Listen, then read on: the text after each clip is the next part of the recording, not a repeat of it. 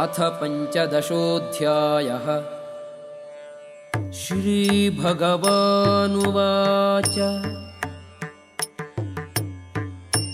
ऊर्ध्वमूलम् अधःशाखम् अश्वत्थं प्राहुरव्ययम् छन्दांसि यस्य पर्णानि यस्तं वेद स वेदवित्.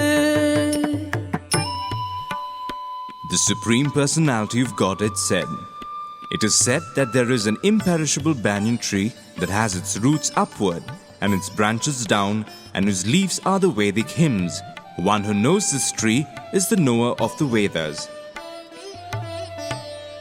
अधश्चोर्ध्वं प्रसृताः तस्य शाखाः गुणप्रवृद्धाः विषयप्रबालाः अधश्च मूलानि अनुसन्ततानि कर्मानुबन्धीनि मनुष्यलोके. The branches of this tree extend downward and upward, nourished by the three modes of material nature. The twigs are the objects of the senses. This tree also has roots going down, and these are bound to the fruitive actions of human society. नरूपमस्येह तथोपलभ्यते नान्तो न चादिः न च सम्प्रतिष्ठा. अश्वत्थमेनं सुविरूढमूलम् असङ्गशस्त्रेण दृढेन चित्वा ततः पदं तत्परिमार्गितव्यं यस्मिन् गता न निवर्तन्ति भूयः. तमेव चाद्यं पुरुषं प्रपद्ये यतः प्रवृत्तिः प्रसृता पुराणी. The real form of this tree cannot be perceived in this world. No one can understand where it ends, where it begins, or where its foundation is. But with determination, one must cut down the strongly rooted tree with the weapon of detachment. Thereafter, one must seek that place from which, having gone, one never returns, and there surrender to that Supreme Personality of Godhead, from whom everything began and from whom everything has extended since time immemorial.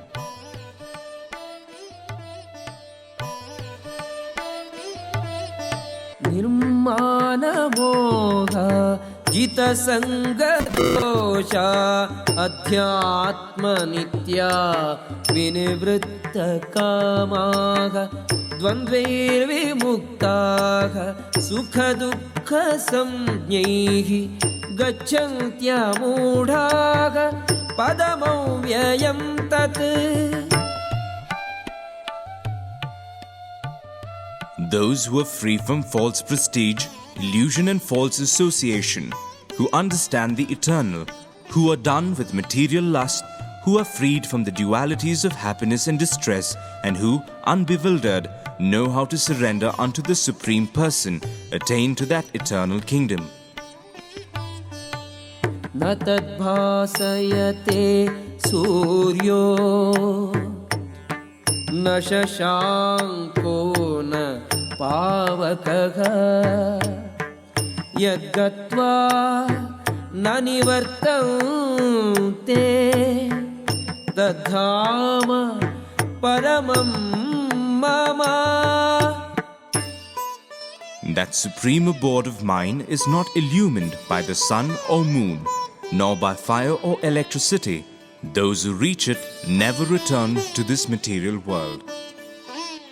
ममैवांशो जीवलोके जीवभूतः सनातनः मनश्चष्टानि इन्द्रियाणि प्रकृतिस्थानि कर्षति.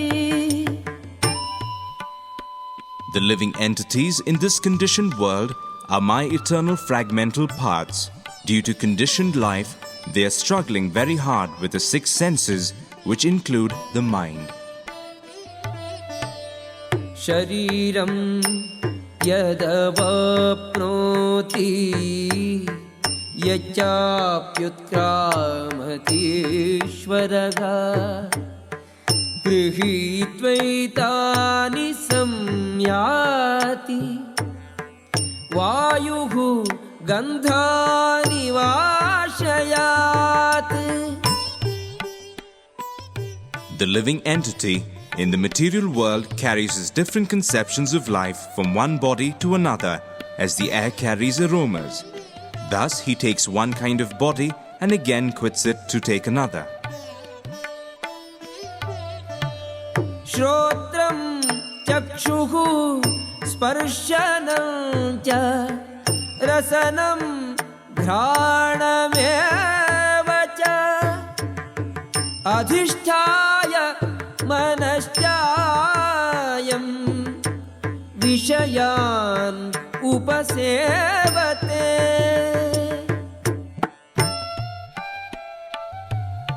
The living entity, thus taking another gross body, obtains a certain type of ear, eye, tongue, nose, and sense of touch, which are grouped about the mind. He thus enjoys a particular set of sense objects.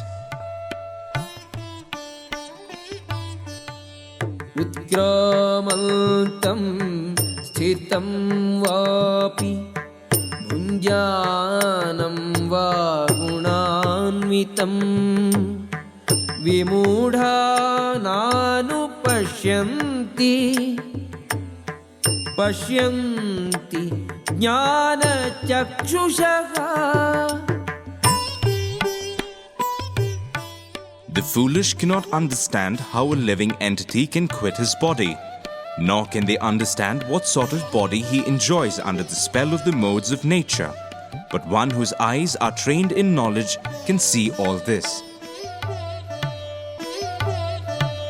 यतन्तो योगिनश्चैनं पश्यन्ति आत्मन्यवस्थितम् यतन्तोऽपि अकृतात्मानो नैनं पश्यन्ति अचेतसः. The endeavoring transcendentalists, who are situated in self-realization, can see all this clearly.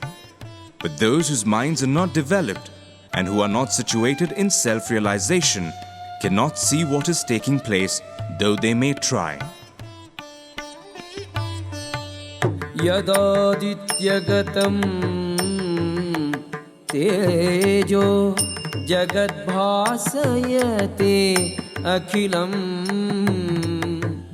यच्चन्द्रमसि यच्चाग्नौ तत्तेजो विद्धि मामकम्.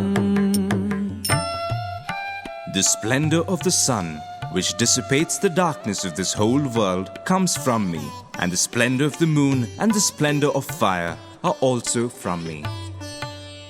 गामाविश्य च भूतानि धारयाम्यहमोजसा पुष्णामि चौषधीः सर्वाः सोमो भूत्वा रसात्मकः.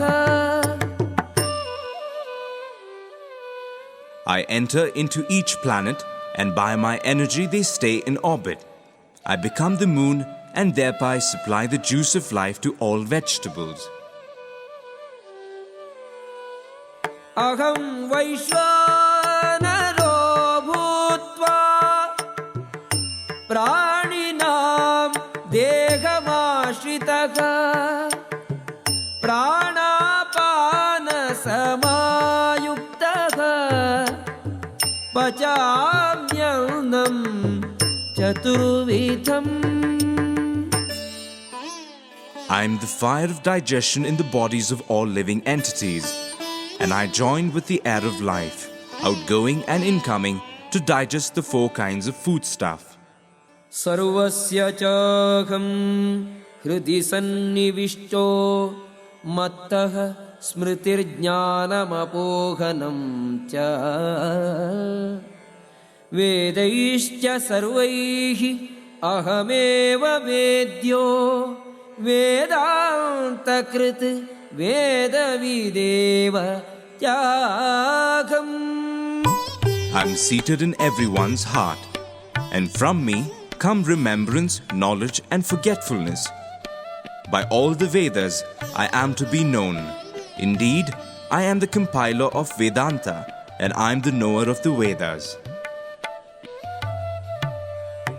द्वाविमौ पुरुषौ लोके क्षरश्चाक्षर एव च क्षरः सर्वाणि भूतानि कूटस्थो अक्षर उच्यते. There are two classes of beings, the fallible and the infallible. In the material world, every living entity is fallible, and in the spiritual world, every living entity is called infallible. उत्तमः पुरुषस्तु अन्यः परमात्मेति उदाहृतः यो लोकत्रयम् आविश्य बिभर्ति अव्ययः ईश्वरः. Besides these two, there is the greatest living personality, the Supreme Soul, the imperishable Lord Himself, who has entered the three worlds and is maintaining them. यस्माक्षरम् अतीतोऽहम् अक्षरादपि च उत्तमः अतोऽस्मि लोके वेदे च प्रथितः पुरुषोत्तमः. Because I am transcendental, beyond both the fallible and the infallible, and because I am the greatest, I am celebrated both in the world and in the Vedas as that Supreme Person.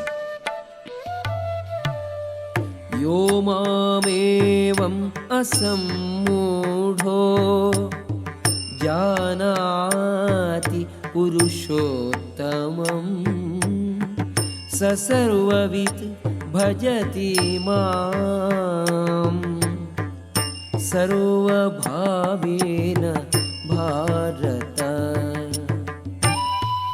Whoever knows me as the Supreme Personality of Godhead, without doubting, is the knower of everything. He therefore engages himself in full devotional service to me, O son of Bharata.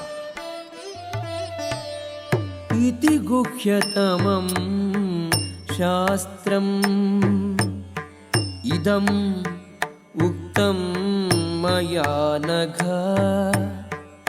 एतद्बुद्ध्वा बुद्धिमान् स्यात् कृतकृत्यश्च Bharata. This is the most confidential part of the Vedic scriptures, O sinless one, and it is disclosed now by me. Whoever understands this will become wise, and his endeavors will know perfection.